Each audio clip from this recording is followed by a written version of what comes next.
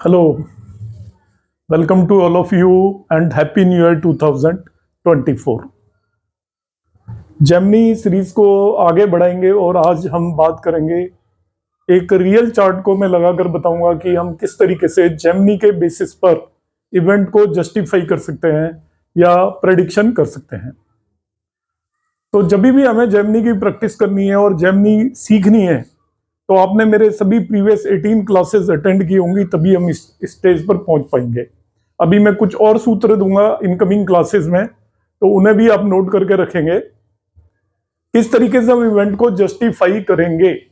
Bharatiya Vidya one में जो student पढ़ते हैं उनसे वो कंपोजिट टेक्निक से इवेंट को जस्टिफाई करवाते हैं। कंपोजिट टेक्निक बहुत ही इंपॉर्टेंट है जो भी एस्ट्रोलॉजर बनना चाहता है।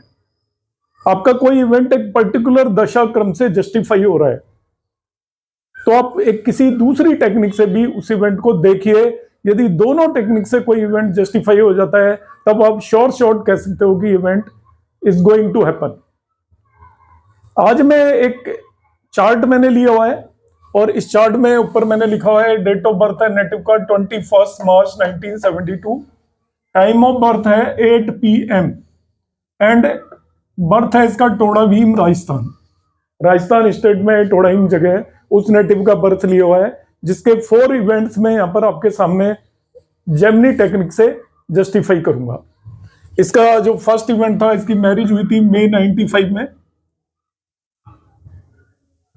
चाइल्ड बर्थ हुआ था मई 96 में, मदर डेथ इन मई 2006 और ये एक इलेक्शन वन किए थे 2015 में।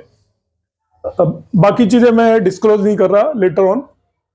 तो ये पॉलिटिकल लीडर की किसी की कुंडली है तो उन इवेंट को मैं जस्टिफाई यहां पर करूंगा। तो क्या हमारी टेक्निक है, जब भी जेमिनी एस्ट्रोलॉजी में हमें कोई भी इवेंट जस्टिफाई करना है या प्रेडिक्शन देनी है तो हमारा पहला काम होना चाहिए कि हमें सबसे पहले सभी कारकों को मार्क कर लेना है, जेमिनी के चर कारकों को मार्क करना है। तो मैंने यहाँ पे जेमिनी के सभी चर कारक मार्क किए हुए हैं। ये सभी कारक यहाँ लिखे हुए हैं। आत्मकारक वीनस है, अमात्य कारक मरकरी है, भातृकारक जुपिटर है, मातृकारक सैटर्न है, पुत्र कारक सन है, ज्ञाति कारक मार्स है और दारा कारक मून है। बाकी सभी चीजों को हम जितने भी सूत्र हैं उन्हें याद रखकर हम आगे बढ़ेंगे। जेमिनी एस्ट्रोलॉजी में प्रेडिक्शन देते टाइम आपको क्या याद रखना है, जो सबसे इंपॉर्टेंट बात यह याद रखनी है कि यहां पर राशियों की दशाएं होती हैं और राशियों की दशाएं हैं तो उन्हीं जो जिस भी राशि की दशा है उसको लग्न मानकर भी हम सब कुछ देखेंगे। एक तो हम लग्न को लग्न मानेंगे, राशि जिसकी दशा चल रही है और अंतर दशा चल रही है उसको लग्न मानकर हम देखेंगे कौन कौन से हाउस इसके एक्टिवेटेड हैं। फिर जो भी काम है जिससे रिलेटेड आपको प्रेडिक्शन देनी है या चेक करनी है, लाइक मैरिज देखनी है, तो मैरिज से रिलेटेड जो कारक होता है वो दारा कारक होता है, वो बहुत इंपॉर्टेंट हो जाता है। फिर जो 7वें हाउस का पद होता है जेमिनी में, 7th पद, वो भी बहुत इंपॉर्टेंट हो जाता है। और जो दारा कारक है उससे 7वां भाव, 7th पद से 7वां भाव और मैरिज के लिए उपपद भी इक्वली इंपॉर्टेंट हो जाता है। इन सब चीजों की लिस्ट मैंने प्रीवियस एक वीडियो में बताई थी कि हमें मैरिज के लिए कौन कौन सी चीजें देखनी चाहिए। तो 3 इंपॉर्टेंट बात तो दारा कारक है, दारा पद है और उपपद है। और भी चीजें हम देख सकते हैं मगर ये 3 मिनिमम चीजें हम देखेंगे। तो मैंने इस कुंडली में सबसे पहले मैं इसकी मैरिज को जस्टिफाई करूंगा नेटिव की को। तो इसका उपपद हमने कैलकुलेट किया, वो उपपद इसका यहाँ पर आ रहा है 7 साइन में, 2nd हाउस में। इसके बाद दारा पद हम इसका कैलकुलेट, दारा कारक इसका यहाँ पर है 10th हाउस में और दारा पद भी हम इनका निकाल लेते हैं यहीं पे। तो दारा पद देखते हैं यहाँ पर, इनका दारा कारक एक्चुअली 7th पद को दारा पद बोलते हैं। ये 7th है, इसका लॉर्ड जुपिटर यहाँ पर है और जुपिटर इससे 10वें भाव में, यहां से गिनेंगे 1 2 3 4 5 6 7 8 9 10। तो दारा इसका लॉर्ड जो है 7th भाव का 10वें भाव में, इससे 10वें भाव में जाकर हम यहां से 10 काउंट करेंगे तो दारा पद मिलेगा। तो काउंट करते हैं 1 2 3 4 5 6 7 8 9 10। ये दारा पद हो गया इस नेटिव का, ये मैंने आपके सामने कैलकुलेट किया है दारा पद। ये उपपद हो गया मैरिज के लिए और ये दारा कारक हो गया। अब जब इसकी मैरिज हुई थी तो चर दशा मैंने आपको निकालना बताया हुआ है। आप चर दशा निकाल के देख सकते हैं। यदि आप कोई भी ऐप यूज कर रहे हैं तो उस ऐप में भी चर दशा देख सकते हैं, मगर चर दशा को ऑलवेज वेरीफाई जरूर करें, निकालना सीख लें, क्योंकि ज्यादातर ऐप में चर दशा में मिस्टेक्स आपको मिलेंगी। तो इस नेटिव की चर दशा उस टाइम थी सेजिटेरियस लियो, धनु में सिंह राशि की चर दशा थी, सेजिटेरियस लियो। अब देखिए, हम ध्यान से देखते हैं सेजिटेरियस कहां पर है, ये रहा आपका सारा। एक सेकंड में आप देखते ही पता चल जाएंगे, इनकी मैरिज जस्टिफाई हो जाएगी विद इन नो टाइम। अब जेमिनी एस्पेक्ट देखिए, ये दशा जो चल रही है दारा कारक से 7th हाउस की भी राशि की दशा चल रही है, और ये जो दशा राशि है वो दारा पद को एस्पेक्ट भी कर रही है। दो चीजें कॉम्बिनेशन यहाँ पे बन रहे हैं मैरिज के दशा के बेस पर, कि दारा कारक से 7th हाउस की दशा है, फिर ये दशा राशि दारा कारक को एस्पेक्ट कर रही है। पता होना चाहिए 3, 6 और 9, 12 ये चारों राशियां एक दूसरे को एस्पेक्ट करती हैं, द्विस्वभाव राशियां सब एक दूसरे को एस्पेक्ट करती हैं। तो महादशा राशि दारा कारक को एस्पेक्ट कर रही है, दारा कारक जिस राशि में है वो महादशा राशि को एस्पेक्ट कर रहा है। 7वें भाव में भी है वो राशि दारा कारक से, 3 कॉम्बिनेशन यहीं पर बन रहे हैं, इन तीनों में से कोई भी एक होगा तो भी मैरिज हो जाती है इस नेटिव की। फिर दारा पद को यदि मैं देखता हूं तो दारा पद भी इसको एस्पेक्ट कर रहा है, और ये भी दारा पद को एस्पेक्ट कर रही है। तो ये आपका चौथा कॉम्बिनेशन हो गया।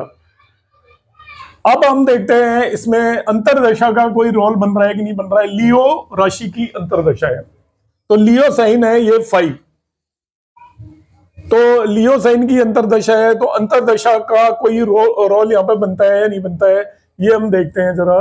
तो आप ध्यान से देखिए, उपपद भी इंपॉर्टेंट होता है जब मैरिज होती है। मैरिज और मैरिज रिलेटेड इवेंट में उपपद का भी बहुत इंपॉर्टेंट रोल होता है।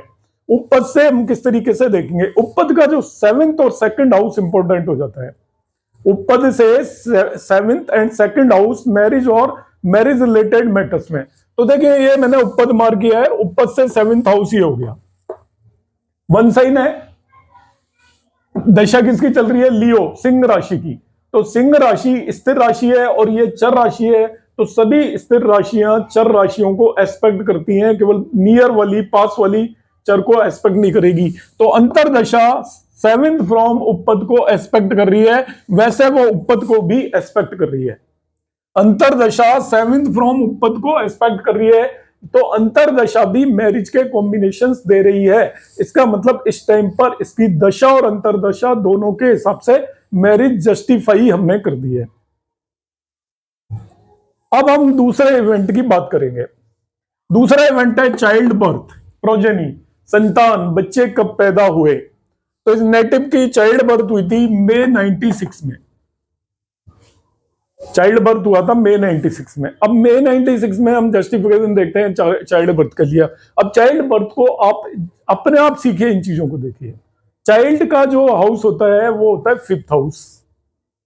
जेमिनी में जो कारक होता है वो होता है पुत्र कारक। 5th हाउस का कारक पुत्र कारक हो गया, एजुकेशन और चाइल्ड दोनों का। और 5th हाउस का पद है 5th पद।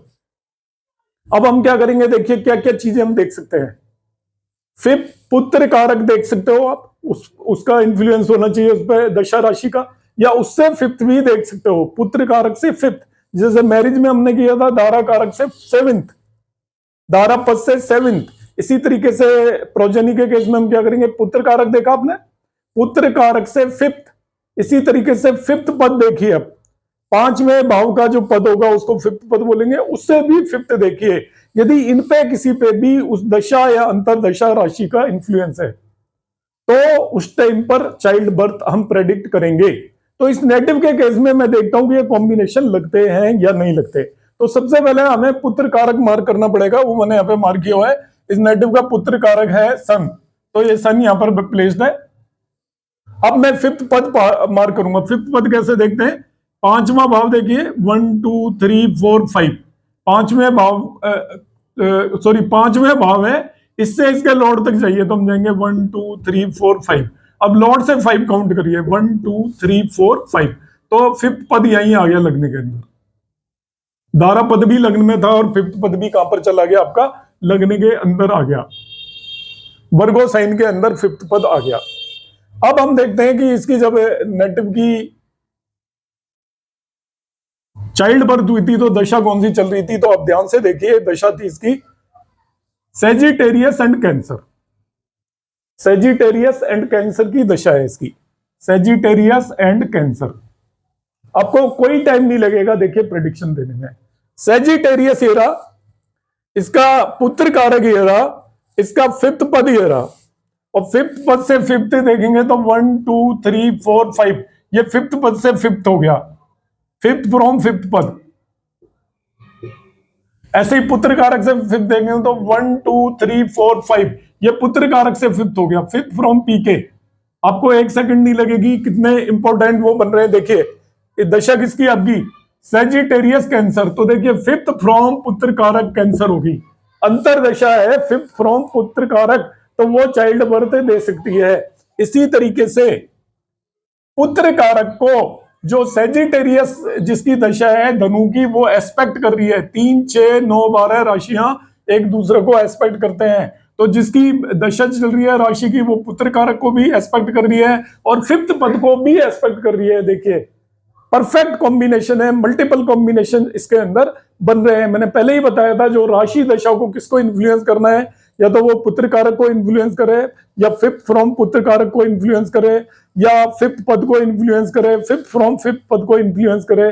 दशा और अंतर दशा दोनों में से कोई एक करेगी तभी भी इवेंट हो जाएगा, मगर दोनों करेंगी तो वो शॉर्ट इवेंट हो जाता है। तो इस केस में मैंने बताया कि सारे कॉम्बिनेशन आपके अप्लाई हो रहे हैं, आप आराम से समझ सकते हैं। सबसे पहले मैंने पुत्र कारक मार्क किया है, फिफ्थ पद निकालते हैं हम, तो फिफ्थ हाउस से उसके लॉर्ड तक गिनिए, फिर वहां से उतना ही गिनिए, फिफ्थ पद हो गया। इसके बाद मैं पुत्र कारक से फिफ्थ लूंगा, तो 1 2 3 4 5, ये फिफ्थ फ्रॉम पुत्र कारक हो गया। फिफ्थ पद से फिफ्थ लूंगा तो 1 2 3 4 5, ये फिफ्थ पद से फिफ्थ हो गया। अब दशाएं हमारी जो चल रही थी उस टाइम थी सेजिटेरियस एंड कैंसर। तो देखिए सेजिटेरियस जो महादशा है वो फिफ्थ पद को भी देख रही है और पुत्र कारक को भी देख रही है, दो कॉम्बिनेशन इनमें से कोई एक होता तभी भी लग जाता। फर्दर जिस राशि की अंतरदशा है उसके अंदर फिफ्थ फ्रॉम पुत्र कारक है, फिफ्थ फ्रॉम पुत्र कारक उसके अंदर ही प्लेस्ड है। और आप देखना चाहें तो जो फिफ्थ पद, इसका फिफ्थ पद से लिंक नहीं है, फिफ्थ फ्रॉम पुत्र कारक में वो प्लेस्ड है आपकी। फिर ये 4 है आपका साइन, इसको एस्पेक्ट नहीं कर रहा, तो हाँ फिफ्थ फ्रॉम पुत्र कारक, ये 3 कॉम्बिनेशन आपके लग गए। अंतरदशा राशि भी कॉम्बिनेशन बना रही है और जो महादशा राशि भी, राशि दशा भी कॉम्बिनेशन बना रही है। अब नेक्स्ट हम बात करेंगे मदर्स डेथ। ये सारे इंपॉर्टेंट इवेंट है, देखिए मैं एक ही चार्ट में सारे इवेंट आपको जस्टिफाई करके बता रहा हूं और आप इससे लीड लीजिएगा और इससे आप इवेंट को जस्टिफाई करने की कोशिश करेंगे। आप बहुत सारे चार्ट पर जब जेमिनी लगाएंगे तो आपको लगेगा कि जेमिनी लगाना एज कंपेयर टू पाराशरी बहुत ज्यादा सिंपल है। ना ही हम इसमें किसी डिविजनल चार्ट को देख रहे हैं, ना ही हम इसमें किसी ट्रांजिट को देख रहे हैं, केवल दशा राशि का एस्पेक्ट रेलिवेंट हाउसेस पे होना चाहिए या उनके लॉर्ड्स पे होना चाहिए। अभी हमें लॉर्ड की जरूरत नहीं पड़ी है। अब इनकी मदर की डेथ हुई थी मई 2006 में। अब मदर के लिए जो कारक होता है वो होता है मातृकारक, एमके। मदर के लिए कारक होता है मातृकारक, दैट इज एमके।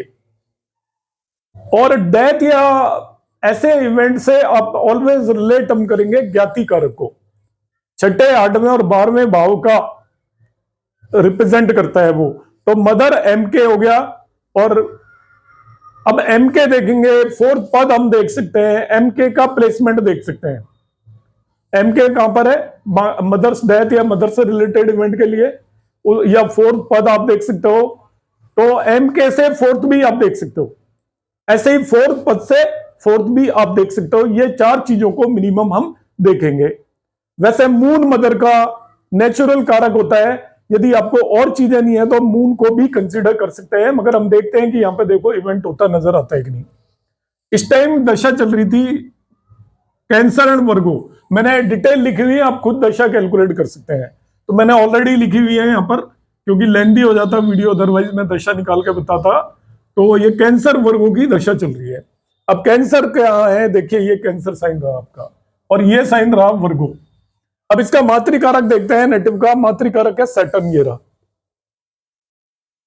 और ज्ञाति कारक है इसका मास। देखिए मातृकारक और ज्ञाति कारक दोनों एक दूसरे से कंजक्ट होकर बैठे हैं। तो मैंने पहले ही बताया था कि जब भी ज्ञाति कारक जिस भी कारक के साथ जाकर बैठता है उस कारक को खराब कर देता है, उससे रिलेटेड रिजल्ट को खराब कर देता है।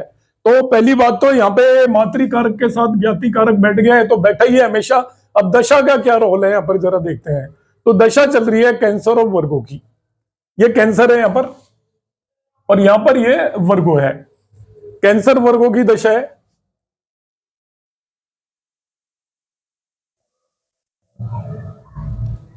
तो यहां पर देखिए आपका वर्गो जो साइन है, वर्गो ये नेचुरल फिफ्थ हाउस को एस्पेक्ट कर रहा है, नेचुरल फिफ्थ हाउस को एस्पेक्ट कर रहा है, नेचुरल फिफ्थ हाउस, वो sorry natural fourth house. Mother के केस में नेचुरल फोर्थ हाउस, इसका नेचुरल सिग्निफिकेंट होता है मदर का। तो हम देखते हैं कि इसमें अब इन दोनों दशाओं को देखते हैं, कैंसर का क्या रोल है जिसकी कि उस टाइम पर दशा है मेन। तो कैंसर साइन ये रहा, आप ध्यान से देखिए, ये इन दोनों को एस्पेक्ट कर रही है। कैंसर एक चर राशि है जो कि स्थिर राशि को एस्पेक्ट करेगी, तो ये ज्ञाति कारक और मातृकारक दोनों को एस्पेक्ट कर रही है। जो राशि दशा जो चल रही है वो मातृकारक और ज्ञाति कारक दोनों को एस्पेक्ट कर रही है। इसका मतलब दोनों को एक साथ उसने एक्टिवेट किया तो मदर से रिलेटेड इवेंट होने की आपकी पॉसिबिलिटी होती है। अब क्योंकि ज्ञाति कारक इन्वॉल्व हो गया इसलिए वो इवेंट अच्छा तो होने वाला नहीं है, खराब ही होगा। अब दूसरा देखिए साथ साथ में जो अंतरदशा चल रही है वर्गों की, तो मैं यहां पर फोर्थ पद निकालता हूं। देखिए ये फोर्थ हाउस है, इसका लॉर्ड होता है जुपिटर, वो यहीं बैठा हुआ है, तो इसका फोर्थ पद इसी भाव के अंदर आएगा। किसी भी हाउस का लॉर्ड यदि वहीं बैठा हो तो उसका पद वहीं आएगा, क्योंकि हम इससे काउंट करेंगे 1, फिर 1 से 1 काउंट करेंगे, फोर्थ पद हो गया। तो जो अंतरदशा है वर्गों की वो इसको एस्पेक्ट कर रही है फोर्थ पद को। तो देखिए अंतरदशा फोर्थ पद को एस्पेक्ट कर रही है और जिस राशि की दशा है वो इस केस में मातृकारक को भी एस्पेक्ट कर रहा है, साथ में वहीं पर ज्ञाति कारक भी बैठा हुआ है उसे भी एस्पेक्ट कर रहा है। तो मातृकारक और ज्ञाति कारक दोनों को साइमल्टेनियसली उसने एक्टिवेट कर दिया, फोर्थ पद उसका एक्टिवेट हुआ, इसलिए ये इवेंट होने की वहां पर पॉसिबिलिटी है। अब ये मैंने कैसे बताया कि भाई इसमें डेथ ही होगी, मदर से रिलेटेड इवेंट हो रहा है, मगर ज्ञाति कारक इन्वॉल्व हो गया तो वो शुभ इवेंट तो होने वाला नहीं है, वो इवेंट अशुभ इवेंट ही होगा। नेचुरल कारक जो है इसका मून माह का दशा उसे भी एस्पेक्ट कर रही है, जो अंतरदशा है नेचुरल कारक को भी दशा एस्पेक्ट कर रही है। तो मल्टीपल कॉम्बिनेशंस यहां पर बन रहे हैं फोर्थ हाउस के एक्टिवेशन के साथ में। फोर्थ हाउस का मतलब मदर के एक्टिवेशन का हो गया, मगर ज्ञाति कारक आ गया, इसलिए मदर से रिलेटेड अशुभ इवेंट या मेलिफिक इवेंट हो गया है। अब मैं आता हूं इसका जो फोर्थ इवेंट जस्टिफाई करना है आपके पास,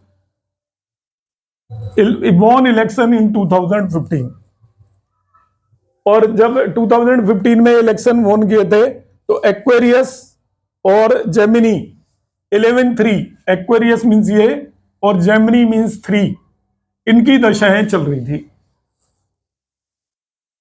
अब जरा ध्यान से समझिएगा, जब भी ऐसा कोई इवेंट होता है इलेक्शन विन करना, तो आपका इलेक्शन विन करने के लिए पर्सन का राजयोग होने चाहिए कुंडली में, तभी वो इलेक्शन जैसी सिचुएशन पे जाएगा और वहां पर विन करेगा। और राजयोग रिलेटेड किसी भी कारक की उस टाइम पर दशा अंतरदशा होनी चाहिए, या जो राशि जिसकी दशा चल रही है वो राजयोग रिलेटेड प्लैनेट को एस्पेक्ट करे। एएमके का भी बहुत इंपॉर्टेंट रोल हो जाता है। अमात्य कारक भी राशि दशा को या तो एस्पेक्ट कर रहा हो या उससे 10वें या 11वें भाव में हो, तभी नेटिव का राइज होता है। ये कॉम्बिनेशंस हैं जो कि मैंने अर्लियर क्लासेस में बताए हैं।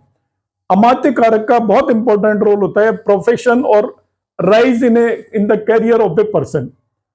तो यहां पर मैं अमात्य कारक को बड़ा ध्यान से देखूंगा कि जो दशा है, राशि दशा है, क्या उन पर अमात्य कारक का एस्पेक्ट है, या राशि दशा अमात्य कारक को देख रही है, या उससे अमात्य कारक 10th और 11th हाउस में प्लेस्ड है उस पर्टिकुलर टाइम पर, या फिर कोई राजयोग भी बन रहे हैं, जिन हाउसेज में राजयोग बन रहे हैं उन्हें दशा राशि एस्पेक्ट कर रही है या नहीं कर रही है। ये सारी चीजें हम देखेंगे क्योंकि इस नेटिव ने इलेक्शन विन किया है। तो देखिए दशा तो एक्वेरियस की थी 11 साइन की, और अंतरदशा थी जेमिनी की 3 साइन की। अब इस नेटिव का हम अमात्य कारक ढूंढते हैं, कहां पे है, देखिए अमात्य कारक मरकरी है, ये रहा। और सन पुत्र कारक है, तो मरकरी के साथ जब भी अमात्य कारक पीके के साथ होता है तो वो राजयोग है। एके जब भी पीके के साथ हो, एएमके के साथ हो, डीके के साथ हो तो राजयोग है। ऐसे ही एएमके एके के साथ हो, पीके के साथ हो, डीके के साथ हो तो राजयोग है। तो देखिए अमात्य कारक यहाँ पे एएमके, ये एएमके है, ये पीके के साथ राजयोग फॉर्म कर रहे हैं। अब राशि इलेक्शन जीतना एक छोटे पीरियड का काम है, बड़े पीरियड का काम नहीं है। टिकट मिलने से इलेक्शन जीतना, ये इसमें अंतरदशा का बहुत बड़ा रोल होता है। जो बड़े इवेंट होते हैं उसमें महादशा का रोल होता है, मगर जो छोटे इवेंट है उसमें अंतरदशा बहुत इंपॉर्टेंट हो जाती है। तो इसकी देखते हैं हम, जैमिनी अंतरदशा है। जैमिनी अंतरदशा है तो जैमिनी से अमात्य कारक देखिए 10th हाउस में प्लेस्ड है, 10वें भाव में। तो यहां से काउंट करिए 1 2 3 4 5 6 7 8 9 10। अमात्य कारक 10वें भाव में है, राजयोग बना रहा है और ये दशा राशि उसको एस्पेक्ट भी कर रही है। दशा राशि उसको एस्पेक्ट भी कर रही है, ये और भी एक इंपॉर्टेंट एस्पेक्ट हो गया। इलेक्शन जीतना फिर कंपटीशन है, मैं इसकी दशा का भी आपको एप्लीकेशन बता रहा हूं। Election, winning the election is competition, उसको हम पद लगने से भी देख सकते हैं। जैसे हम नॉर्मल केस में पाराशरी में 6th हाउस से देखते हैं, कंपटीशन विन तब करेगा, इलेक्शन विन तब करेगा जब 6th हाउस स्ट्रांग हो। यहां पर अभी देखोगे आप तो पद लगने से हम देखते हैं वेल्थ और rise in the carrier of the native, वो पद लगने से देखा जाता है। तो पद लगने को यदि हम यहां कंसिडर करें तो पद लगने से 6th हाउस की दशा चल रही है। पद लगने से 6th हाउस की दशा चल रही है, तो पद लगने से 6th हाउस भी कंपटीशन में विक्ट्री को रिप्रेजेंट करता है। तो मैंने अंतरदशा के बेस पे आपको बताया कि जो अंतरदशा लॉर्ड है, अंतरदशा जिस राशि की है और अंतरदशा लॉर्ड एज वेल एज उस राशि का लॉर्ड वो खुद अमात्य कारक है, और अमात्य कारक उससे 10वें भाव में बैठा हुआ है राशि दशा से, साथ साथ वो एक दूसरे को एस्पेक्ट भी कर रहे हैं। तो मल्टीपल कॉम्बिनेशंस यहाँ पे सभी के बन रहे हैं। तो आज मैंने एक पर्टिकुलर चार्ट लेकर आपको कई सारे इवेंट जस्टिफाई करने की कोशिश की। इसी तरीके से जेमिनी में आपको यदि प्रेडिक्शन सीखना है तो आप किसी भी चार्ट को लीजिए, नॉन इवेंट्स को पहले पिक करिए। आपको पता है इस नेटिव का इस टाइम पर इवेंट हुआ है, अब उसको आप देखिए। देखने का तरीका जो मैंने अभी आपको बताया है बिल्कुल एग्जैक्टली वही होगा। इसी तरीके से देखना है, आपने किसी भी भाव से रिलेटेड रिजल्ट देखना है तो उस भाव का कारक देखना है, कारक से वही भाव देखना है, दूसरा कॉम्बिनेशन। फिर आपको उसका पद देखना है, 5वें 5th हाउस से तो 5th हाउस का पद देखना है, फिर उस पद से वो भाव भी देखना है। यदि जिन भी राशि और की दशा और अंतरदशा चल रही है, वो राशियां यदि उन्हें एस्पेक्ट या प्लेसमेंट के हिसाब से इन्फ्लुएंस करेंगी तो वो पर्टिकुलर इवेंट उस वक्त पर हो जाएगा। उम्मीद है आप लोगों को समझ में आया होगा। आज का वीडियो कैसा लगा, हो सकता है आपको कॉम्प्लिकेटेड लगा हो, आप जैसा भी लगा हो आप अपने सुझाव और कमेंट्स जरूर कमेंट बॉक्स में डालिएगा, जिससे कि मैं उसमें कुछ इंप्रूवमेंट कर सकूं या कुछ मुझे और बताना है वो बता सकूं। यदि आपने अभी तक चैनल सब्सक्राइब नहीं किया है तो इसे सब्सक्राइब करें, ऐसे वीडियो आते रहेंगे और आप देखेंगे over the period of time आपको सारी चीजें खुद करना आ जाएंगी। नमस्कार, थैंक यू।